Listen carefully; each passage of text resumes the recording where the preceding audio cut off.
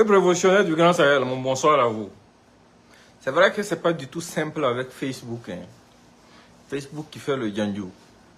Mais c'est pas grave, on sera toujours là pour parler. On sera toujours là pour communiquer. On sera toujours là pour communier. On sera toujours là pour dire ce qu'il y a à dire. Voilà. Notre persévérance va finir par payer. Ils finiront par comprendre ou nous finirons par avoir des alternatives pour pouvoir échanger entre nous. Vous savez, comme je vous l'ai dit, le plus dangereux pour tous les ennemis de nos États, c'est notre union. Ils connaissent ce que nous pouvons avoir comme résultat si nous sommes unis, si nous sommes solidaires et si nous sommes déterminés. De par le passé, l'histoire nous enseigne que les peuples qui ont su s'unir réussissent toujours à s'en sortir, réussissent toujours à survivre. D'abord, on repart dans un passé très lointain. Si vous prenez la communauté juive, les Juifs ont été l'une des premières communautés au monde à subir l'esclavage de masse du temps de Moïse. Et après ça, ils ont survécu à une tentative d'extermination par l'Allemagne nazie. Et qu'est-ce que cette phase de la Deuxième Guerre mondiale a enseigné à la communauté juive? Elle leur a enseigné que s'ils veulent survivre dans ce monde de loups, il faut qu'ils soient solidaires et unis. Et aujourd'hui, là, qui peut les embêter encore? Qui peut les emmerder? Absolument personne.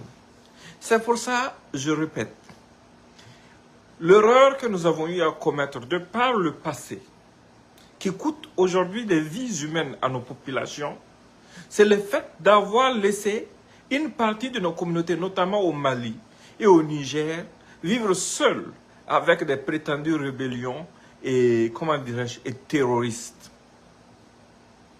Mais parce que dans le fond, ces gens ne visent pas exclusivement ces pays. Ils visent toutes nos communautés. Et tant que nous n'allons pas comprendre à notre niveau que c'est l'unité qui peut nous aider, c'est le fait d'être solidaire, c'est le fait de comprendre que c'est notre survie même qui est engagée, ça va être très difficile de s'en sortir.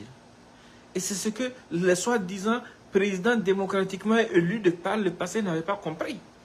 À l'époque, ils ne peuvent pas avancer l'argument du militaire au pouvoir, ou bien des militaires au pouvoir. Parce qu'à l'époque, vous vous souvenez très bien, au Niger, il y avait Issoufou, au Burkina, il y avait Roch, et l'autre côté, au Mali, il y avait Ibeka, Ibrahim Boubacar Keïta. Mais qu'est-ce que ces civils ont pu faire pour conjurer le terrorisme qui avait commencé à prospérer sous leur regard?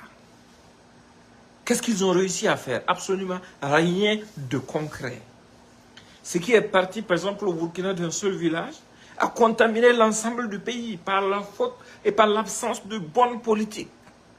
Même pour s'associer en tant que pays frère avec des régimes soi-disant démocratiquement élus, ils avaient besoin de se rendre en France pour créer un soi-disant G5 Sahel. Qui a apporté quoi comme solution? Absolument rien du tout. Donc aujourd'hui, ceux qui sont nostalgiques de cette époque du laisser-aller, de cette époque dans laquelle les gens n'avaient pas pleine conscience de leurs responsabilités. Les gens ne savaient pas que c'est dans l'union que nous pouvons vaincre. Les gens n'étaient pas prêts à se dire la vérité, à oser défier le soi-disant partenaire traditionnel qui est la France, qui au même moment, en faisant semblant d'aider nos États, continuait de payer des rançons aux groupes terroristes. Ces rançons qui permettaient aux groupes terroristes de s'armer davantage et de recruter davantage de gens.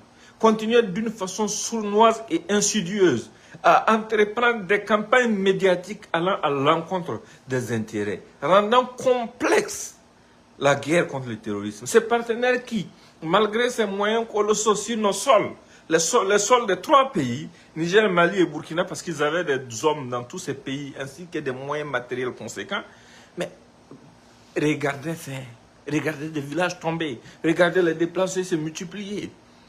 Et parallèlement à ça, utiliser ces médias mensonges de propagande pour révolter les gens. Au contraire, ça fait réfléchir, ça doit faire réfléchir chacun d'entre vous. Mais si l'objectif c'était de nous aider, on ne comprend pas le sens de la communication qui va contre nos intérêts, qui va à l'encontre de nos intérêts. On ne peut pas comprendre le fait de continuer à payer des rançons. On ne peut pas continuer à comprendre ou bien à justifier le fait d'être cantonné, cloisonné dans nos capitales, avec vos moyens humains et matériels, pendant que nous sommes en train de mourir. Et parallèlement, vous nous empêchez de pouvoir avoir accès à certains types de matériel. Mais c'est tout ça qui a pris fin aujourd'hui. Aujourd'hui, le respect est revenu. Parce qu'aujourd'hui, nous avons des hommes responsables à la tête de nos États qui ont compris que nous sommes dans un monde de loups. Il n'y a pas de pitié. La seule chose qui peut nous permettre de consolider notre position dans ce monde de loups, c'est d'être unis et déterminés. C'est d'aller dans le sens de notre peuple. C'est d'oser des politiques audacieuses, même s'il faut défier par moments la toute puissante France. Et aujourd'hui, c'est ce que la France regrette. Et malheureusement, il y a des soi-disant et adeptes de la démocratie et de la bonne gouvernance qui se lèvent, qui à gauche, à droite, font une propagande sournoise au bénéfice des terroristes. Vous avez vu ce qui s'est passé dans le cas de Bassalogo tout récemment. Ces gens n'ont jusqu'à présent pas condamné la lâcheté des terroristes. Ces gens ne reprochent absolument rien aux terroristes. Ces gens, jusqu'aujourd'hui, ils essayent de vous faire croire que non, c'est à notre armée et à nos dirigeants qu'il faut s'en prendre, non pas aux terroristes. Quand tu es dans une famille et que quelqu'un vient commettre un meurtre dans ta famille, ton rôle c'est quoi? C'est de chercher des voies et moyens pour venger le mort, ou bien c'est de chercher à opposer les membres de la famille? Parce que ce n'est pas un moment pour que les membres de la famille soient divisés. C'est un moment de réponse. Et quand ils prennent les communications des terroristes comme parole d'évangile et qu'ils diffusent ça partout, en essayant de vous faire croire que c'est ça la vérité, mais qu'est-ce qu'ils sont en train de faire? Sont-ils en train de travailler au bénéfice de notre État ou pas? Parce que comme je l'ai déjà dit une fois, quand tu es dans ta famille et que quelqu'un vient frapper ton papa, est-ce que tu vas sortir pour dire à tout le quartier qu'on a frappé mon papa? Un fils digne, ce n'est pas son rôle d'aller dire au monde entier qu'on a frappé son papa. Son rôle, c'est d'aller venger son papa. Son rôle, c'est de retrouver le lâche qui a osé poser la main sur son papa et de le remettre à sa place. En fait, ces gens-là, ce sont des manipulateurs qui ne vivent que de notre division. Ils essayent même de transposer des choses sur certains angles qui n'ont absolument aucun lien. Par exemple, aujourd'hui, au niveau de l'AS, ils sont là, ils disent non, ils ne comprennent pas que le Niger a reçu l'Algérie, ils sont en train de discuter avec les Nigériens, machin, machin, donc voilà. En fait, tout ça, c'est pour semer des graines de division. Aucun des pays de l'AS n'a refusé de discuter avec un quelconque pays. Tout pays qui veut venir chez nous, discuter et échanger avec nous, de bonne foi ou de mauvaise foi, nous allons l'écouter. Et le Niger et le Nigeria, là, leurs destins sont indissociables. La majorité des populations nigériennes sont des Hausa. Et les Hausa sont une communauté très importante. Au Nigeria aussi. Et en dépit des frontières, ce sont les mêmes familles qui vivent d'une part et de l'autre part de ces deux frontières. Au contraire, c'est quelque chose à saluer parce que les Nigériens ont compris la supercherie. Ils ont compris que quelques personnes qui n'ont absolument aucun lien avec le Niger, qui n'ont aucun lien historique avec le Niger ou le Nigeria, ont essayé d'instrumentaliser le Nigeria pour l'opposer aux Nigériens après le coup d'État contre Bazoum. Aujourd'hui, les Nigérians se sont ressaisis et c'est quelque chose à saluer. C'est tout ce que nous demandons à tous nos voisins, indépendamment de vos politiques intérieures. Comprenez que ce que nous sommes en train de vivre actuellement, c'est un défi commun pour notre survie en tant que communauté noire au sud du Sahara. Parce que c'est contre nous, c'est contre notre avenir, c'est contre l'avenir de nos futures générations que les gens se sont ligués en utilisant des couvertures fallacieuses du genre terrorisme ou séparatisme pour venir nous dominer à nouveau, à ce siècle. Mais si vous pensez que si le Nigeria accueillait tous ceux qui veulent déstabiliser le Niger, ou si le Nigeria créait un centre des opérations pour déstabiliser le Niger, avec tous les Nigériens récalcitrants qui depuis là-bas font la communication des terroristes, trouver refuge là-bas, vous pensez que le Niger allait échanger avec le Nigeria? Non, il n'allait pas le faire. C'est exactement ce que nos voisins de l'autre côté de la Côte d'Ivoire sont en train de nous faire. Parce qu'ils sont insouciants. Pas le peuple ivoirien, mais le régime ivoirien. Il est insouciant, irresponsable et il n'est pas du tout mature. Parce que s'ils avaient la bonne compréhension des choses, s'ils avaient le niveau requis pour comprendre les enjeux géopolitiques, même les ados moutons qui essaient à gauche et à droite de se moquer de nous, de ridiculiser notre combat, de faire la propagande des terroristes, ils comprendront qu'ils sont en train de jouer un jeu qui va les bouffer eux-mêmes. Parce que entre la survie de nos peuples, de nos nations, et comment dire, le soutien à un régime gravataire, à un vieux en fin de vie, qui est prêt à tout sacrifier pour faire plaisir à Macron, mais il faut faire un choix. Et quand il y a choix à faire, pour celui qui est conscient, le choix est clair, précis et immédiat. Ça n'a même pas besoin de réflexion. Ça ne souffre d'aucun débat. Parce qu'aujourd'hui, là, le combat que nous sommes en train de mener, c'est le combat de tous les subsahariens. Vous avez vu la discrimination dont souffrent nos populations quand ils vont dans certains de ces pays?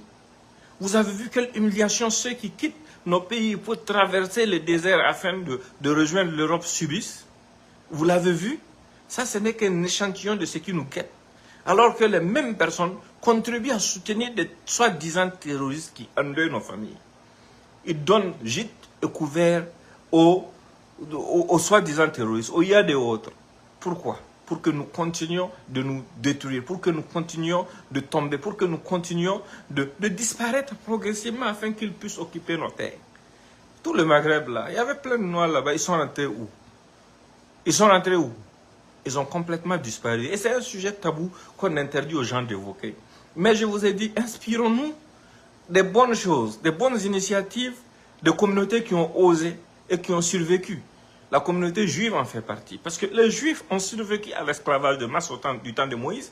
Ils ont survécu à une tentative d'extermination de leur communauté par l'Allemagne nazie. Et en faisant quoi? En restant solidaires. En comprenant que c'est dans la solidarité pour leur survie qu'ils peuvent s'en sortir. Aujourd'hui, ce qui compte chez eux, c'est l'identité juive. Il y a des députés français qui sont juifs, mais quand il y a une question juive, mais ils ne cachent pas leur position. L'identité juive vient avant l'appartenance à la France, ou bien avant l'appartenance à un parti politique français, ou bien l'appartenance à l'hémicycle français. C'est ce que nous devons cultiver. C'est ce que nous devons comprendre. Quand nos frères sont en train de souffrir, dans les pays voisins, on doit s'associer. On doit se donner la main. On doit trouver des voies et moyens pour pouvoir s'entraider. On doit ensemble combattre ceux qui détruisent nos familles, ceux qui détruisent nos villages, ceux qui portent atteinte à la dignité des femmes chez nous, des enfants, ceux qui détruisent tout sur leur passage sans aucune exception. On doit être coalisé contre ces gens. Et vous devez vous poser la question à savoir, mais pourquoi ces gens sautent tous les pays du Maghreb pour ne se retrouver que dans nos espaces? Ça doit vous faire réfléchir.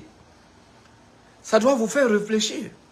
Et il est important que chacun d'entre vous y réfléchisse. Parce que si on veut s'en sortir, on a l'obligation de comprendre que c'est notre survie que nous sommes en train de jouer. Portez-vous bien, je compte sur chacun d'entre vous pour partager ce message.